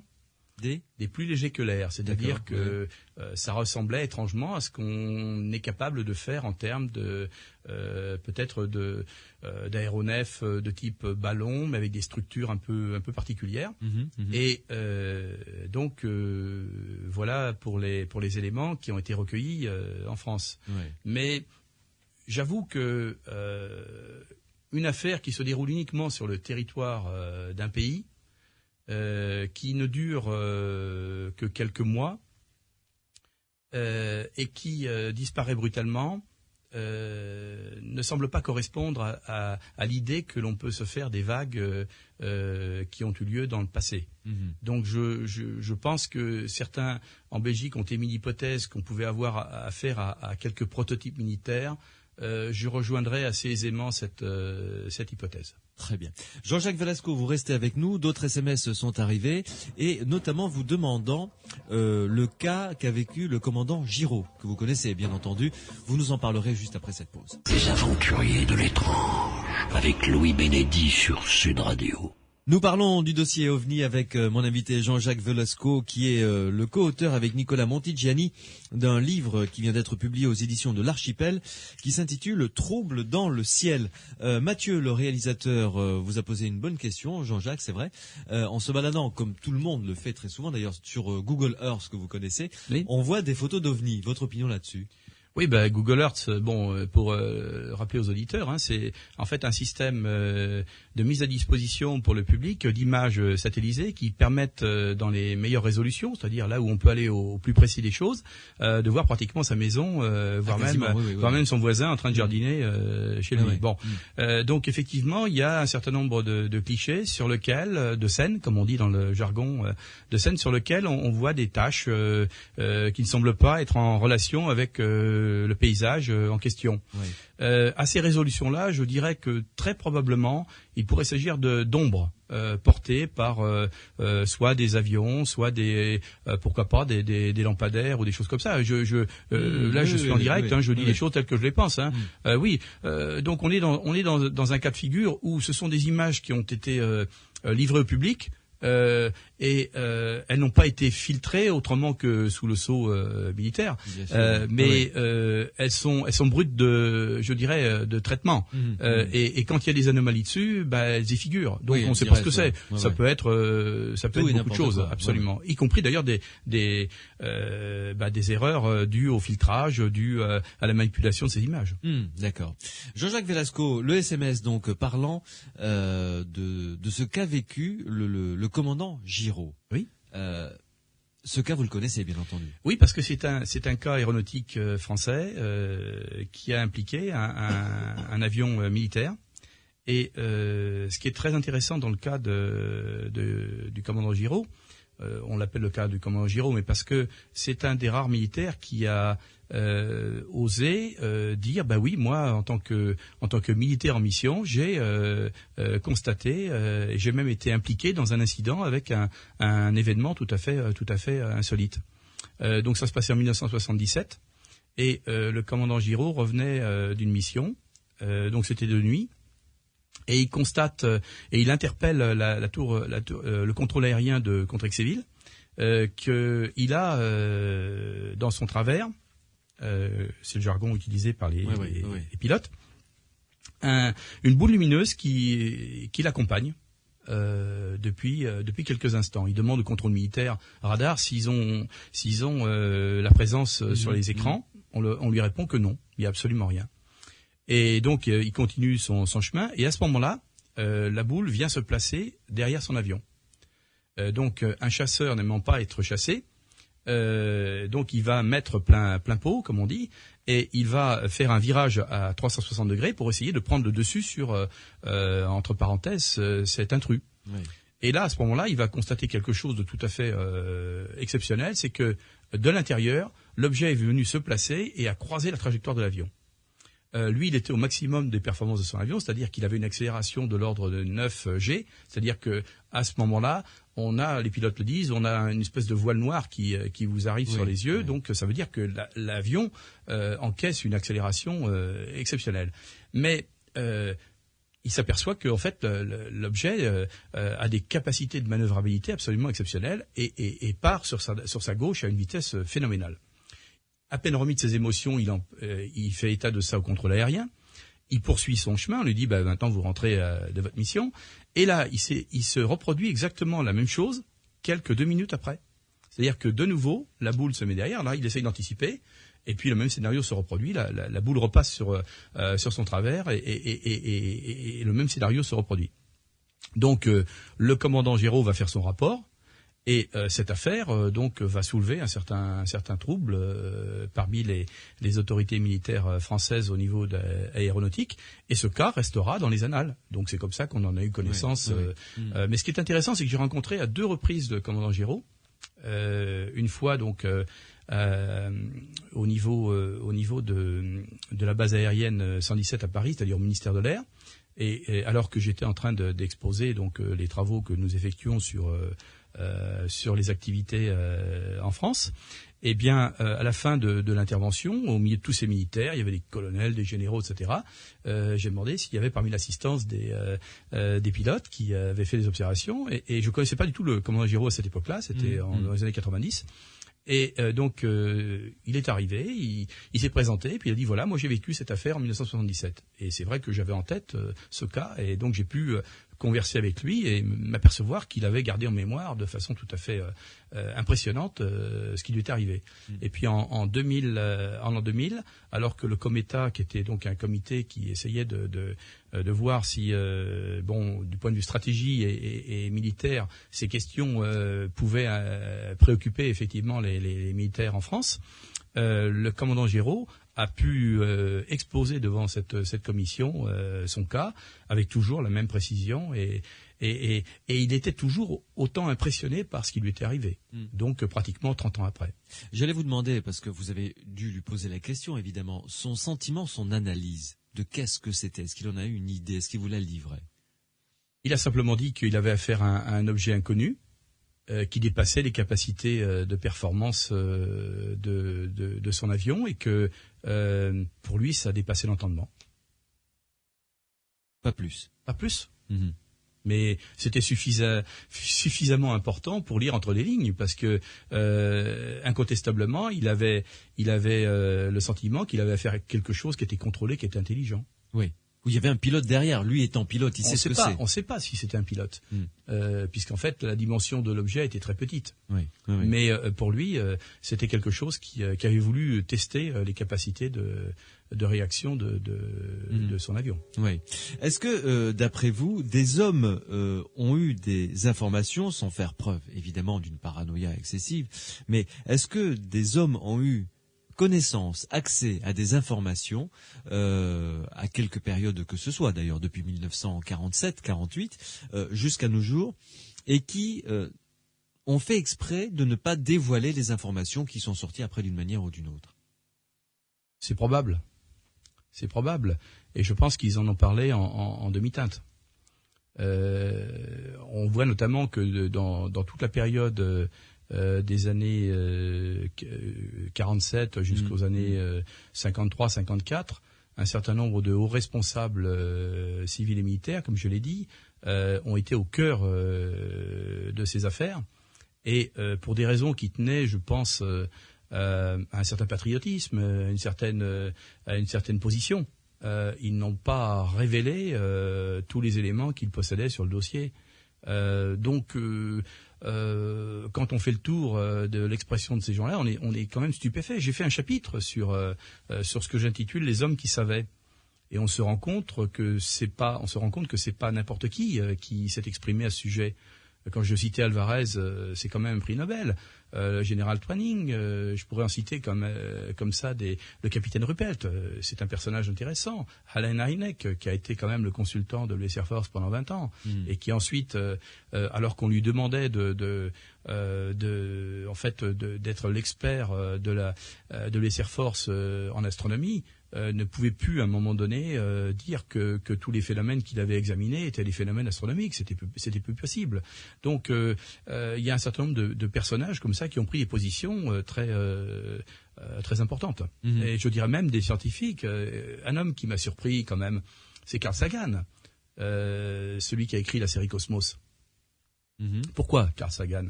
Parce que Carl Sagan, c'est l'homme des programmes extraterrestres de la NASA.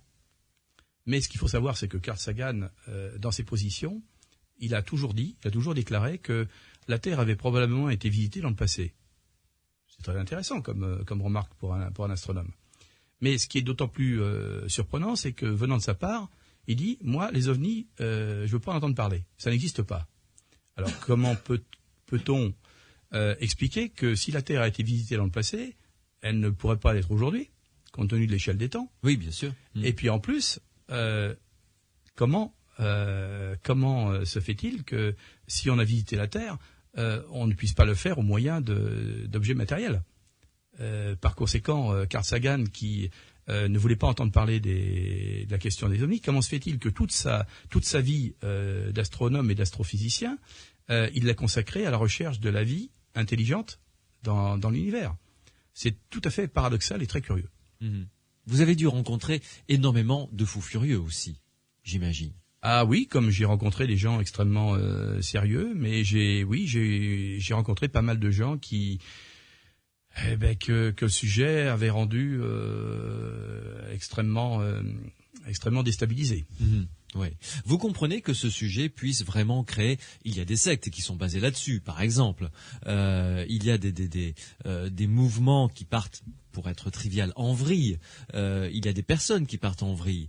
Vous avez conscience de ce que une parole d'un scientifique peut créer dans ce domaine-là, OVNI? J'en ai non seulement conscience, mais je dis qu'aujourd'hui, en fait, le monde ne vit que par les croyances.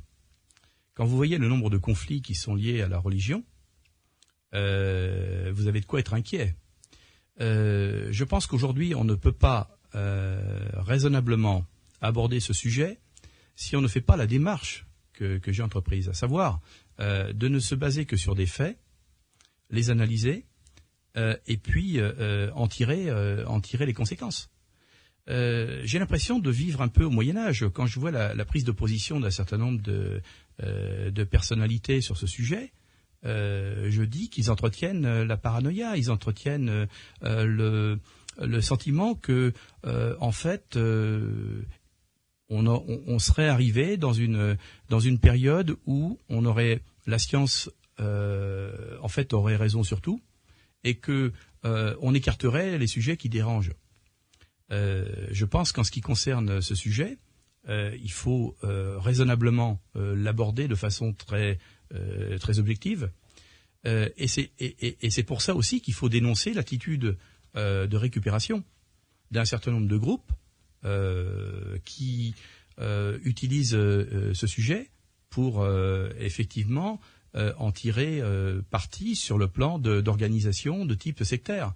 J'ai moi-même pris position à plusieurs reprises et je continue à prendre position contre la secte raélienne, bien sûr, qui non seulement utilise ce thème pour valoriser et avoir des adhérents, mais qui sous ce couvert est comme toutes les sectes, c'est-à-dire que elle est constituée de gens qui recherchent le pouvoir, qui recherchent de l'argent et qui recherchent, je dirais plus trivialement, le sexe.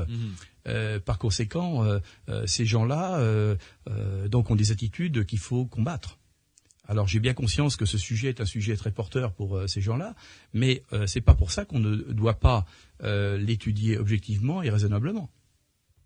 En ce qui concerne, puisque nous en arriverons bientôt à la conclusion, en ce qui concerne les hypothèses, puisque vous êtes un scientifique, vous avez fait un boulot de comptable pour regarder que les cas vraiment sur lesquels vous pouvez vous appuyer, il en arrive à un moment où on se doit, en tant que scientifique, de formuler des hypothèses, bien entendu. Bien entendu. Donc, les vôtres, quelles sont-elles au regard des cas que vous nous avez expliqués ce soir, par exemple? Eh bien, je dois dire que comme ces cas résistent à l'analyse, donc on ne peut pas les assimiler à des phénomènes connus, naturels ou artificiels. C'est bien évident que c'est pas des avions qui seraient capables de ces performances. Apparemment, les Américains ont peut-être développé des projets ultra secrets, mais quand on voit le F-117 qui aujourd'hui ne sert que pour faire les films à Hollywood, alors qu'il avait été développé soi-disant dans le plus grand secret sur une base 51 dans le désert du Nevada. Je pense que on a affaire à effectivement des choses qui sont d'une certaine manière très en avance sur le plan technologique. C'est pas pour ça qu'on n'a pas essayé de les imiter. J'ai tout un chapitre consacré justement à l'étude de certains objets dont on aurait voulu copier les performances de ces fameux phénomènes. On n'a pas réussi jusqu'à présent. Si on avait réussi, le pays qui aurait réussi à produire ce genre de performance serait le maître incontesté du monde. Donc si c'est pas nous qui pouvons les fabriquer, c'est que ça vient d'ailleurs. Donc il faut pas nier que l'hypothèse extraterrestre est la plus probable au regard de ces événements. Et c'est vrai que ça peut bouleverser un certain nombre de choses. Je comprends tout à fait que ça puisse choquer un certain nombre de personnes, qu'il puisse exister une espèce de conscience dans le cosmos qui réagissent. Mais j'en reviens à ce que je disais précédemment. Si le nucléaire a été un signal qui s'est manifesté au niveau de ces phénomènes, est-ce que nous, dans notre démarche, d'aller toujours plus loin dans le cosmos, en particulier, n'oublions pas que l'espace a été exploité par l'homme dans un but de conquête. Mmh. Et souvent, l'exploration, la connaissance scientifique passe au second degré, même peut-être au troisième. Donc, ce qui veut dire que si l'homme reproduit dans le cosmos la même chose qu'il fait sur Terre, c'est-à-dire d'être un prédateur, à la fois pour lui-même, mais peut-être pour les autres, cela veut peut-être dire que dans le futur, si nous allons dans l'espace avec les mêmes comportements, peut-être que quelque part on trouvera quelque chose qui nous empêchera de le faire. Et je crois que c'est sans doute l'enseignement qu'il faut tirer de tout ça, c'est que jusqu'à présent, c'est pas effectivement les fameux ovnis qui représentent un danger pour nous, mais c'est peut-être les hommes eux-mêmes qui représentent le plus grand des dangers. Vous restez avec nous, Jean-Jacques Velasco, on se retrouve pour la conclusion juste après cette pause. Sud Radio, samedi et dimanche, 22h minuit, Louis Bénédy, les aventuriers de l'étrange. En compagnie de Jean-Jacques Velasco, qui vient de publier aux éditions de l'Archipel, avec Nicolas Montigiani, un livre qui s'intéresse évidemment au dossier OVNI, qu'il connaît puisque il s'est penché professionnellement sur ces études de dossiers d'entrée en atmosphère depuis 27 ans à peu près. Le livre s'intitule donc « Troubles dans le ciel ». Dans le cadre des hypothèses, que pensez-vous de SETI ? D'abord, expliquez-nous ce qu'est le programme SETI et votre sentiment là-dessus. Alors le programme SETI a démarré dans les années 60, justement, et c'était Carl Sagan qui en était un petit peu à l'origine, avec d'autres comme d'autres scientifiques américains. Le programme SETI, ça consiste en fait à essayer de rechercher la présence de signaux qui pourraient être émis par des civilisations extraterrestres. Et donc d'essayer de capter des signaux de cette nature, des signaux radio, donc au moyen de radiotélescopes. Donc c'est parti d'abord par des petites antennes, projet OSMA, etc. Et puis donc en 1964, aux surprises, on avait un signal qui semblait représenter un signal extraterrestre. Quand je dis signal extraterrestre, c'est-à-dire un signal cohérent, intelligent, qui permettait de dire allô, je vous écoute. Donc c'était ça. Oui. Donc tout de suite, grand émoi dans la communauté scientifique. Et puis donc on analyse ce signal et on s'aperçoit en fait que ce signal n'avait rien d'extraterrestre au sens intelligence extraterrestre, mais qu'il s'agissait en fait d'un signal d'une balise radio émise par un corps qui était un corps céleste, qui était donc un rocher, une supernova qui est donc tournée à une fréquence bien précise et donc qui émettait ce signal. Donc on l'a appelé Little Green Man à l'époque. Et donc on a décidé pour éviter donc que ne se reproduise cette fausse bonne nouvelle, d'avoir un protocole qui permettrait, si par hasard on captait ce signal, eh bien de passer devant une commission scientifique qui examinerait le signal avant d'espérer annoncer la bonne nouvelle. Voilà, oui. Alors ce que j'en pense, je pense que c'est très bien d'essayer de capter des signaux de cette nature. Le seul problème, c'est que c'est rechercher non pas une aiguille dans une botte de foin comme je le dis, mais de rechercher en fait quelque chose d'encore plus aléatoire et de plus difficile, à savoir rechercher un petit signal qui pourrait être émis dans une dimension dans 3 dimensions. Pourquoi ? Parce que d'abord on ne sait pas si émission radio il y a. S'il y a d'autres civilisations capables à distance de nous transmettre un signal et nous de pouvoir le capter, parce que les distances sont tellement grandes qu'en fait, imaginons par exemple que nous-mêmes, on l'a fait dans le cadre d'un programme justement dirigé par Carl Sagan, d'émettre à partir du radiotélescope d'Arecibo un signal pour voir si les autres pourraient nous le capter. On a fait donc la démarche en sens inverse. Oui.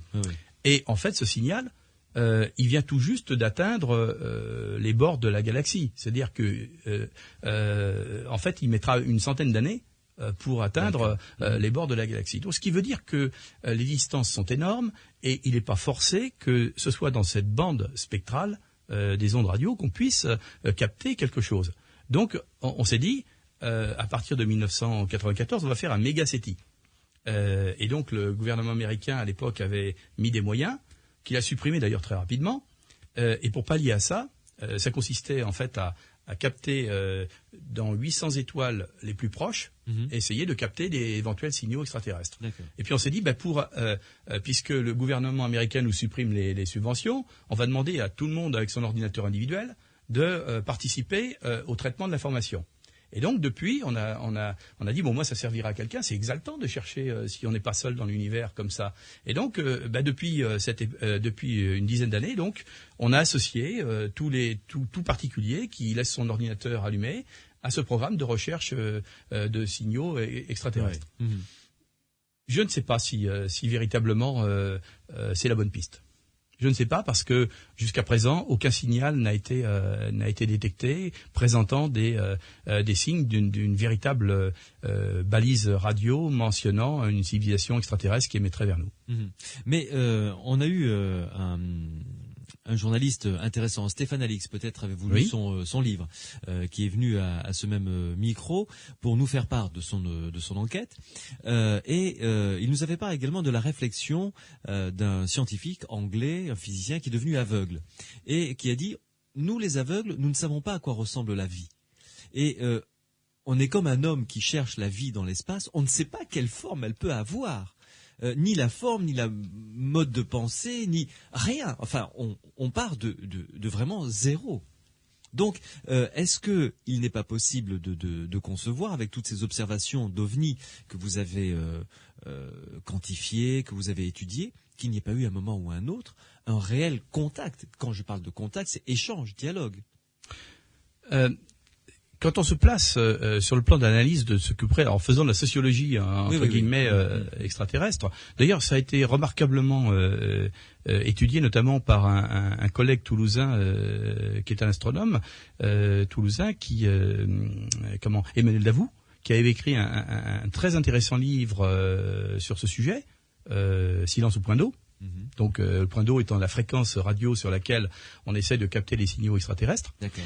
Il avait justement listé l'ensemble des éléments qui feraient que comment une civilisation extraterrestre pourrait-elle se positionner par rapport à nous. Et c'est vrai que parmi ces thèses, il y a celle du zoo, c'est-à-dire on observerait le développement de l'évolution de notre civilisation sur Terre, mais on n'interviendrait pas directement sur celle-ci. Pourquoi ? Parce que l'histoire montre au niveau des civilisations que chaque fois qu'une civilisation supérieure est allée interférer vis-à-vis d'une civilisation primitive, ça a été la destruction de la civilisation primitive. Et indépendamment du caractère agressif que malheureusement les hommes ont, puisque quand on voit Cortés qui débarque en Amérique et qui supprime tous les on a même eu un procès célèbre de se demandant si c'est vraiment des hommes à qui on avait affaire ou pas. Absolument. Oui. Donc je pense que très sincèrement, chaque fois qu'une civilisation de niveau supérieur rencontre une civilisation primitive, il y a danger, il y a risque pour la civilisation primitive à cet égard. Pardon. Ce qui veut donc dire que si nous étions dans cette situation, eh bien il y aurait une espèce de surveillance vis-à-vis de notre civilisation, mais sans intervention directe. C'est un peu une hypothèse qui pourrait correspondre à tout ce qu'on a constaté au niveau de ces fameux cas aéronautiques. Jean-Jacques Velasco, pour conclure, ceux et celles qui nous écoutent et qui habitent en Midi-Pyrénées peuvent même d'un peu plus loin, s'ils ont le courage de sauter dans leur voiture, vous retrouver demain au Salon du Livre de Montgiscard pour une table ronde. Ce sera à 16h45 et vous trouvez cette table ronde tout à fait intéressante parce que vous n'y serez pas seul. Oui, et c'est je remercie d'ailleurs les organisateurs de ce salon du livre régional qui se tient à Montgiscard d'avoir organisé cette table ronde parce que c'est notre collègue, je peux l'appeler comme ça, Sylvie Vauclair, qui est une éminente astrophysicienne, qui a accepté de tenir cette table ronde et je serais ravi effectivement de discuter et de prolonger cette discussion avec elle demain à Montgiscard. Très bien, ce sera à 16h45. Merci Jean-Jacques Velasco. Merci à vous.